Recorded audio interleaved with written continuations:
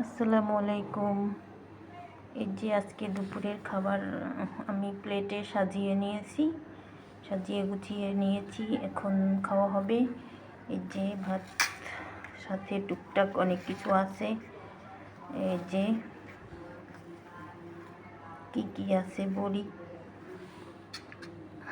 এই যে ভাত, 2টা কাঁচামরিচ, 1 পিস লেবু, একটা মাছের লেজ, এই যে ঢেঁড়স দিয়ে মুসুরি ডাল চচ্চড়ি, ডিম পোস রান্না, ঢেঁড়স ভাজি, এইটা হলো লাউয়ের বিচি ভর্তা।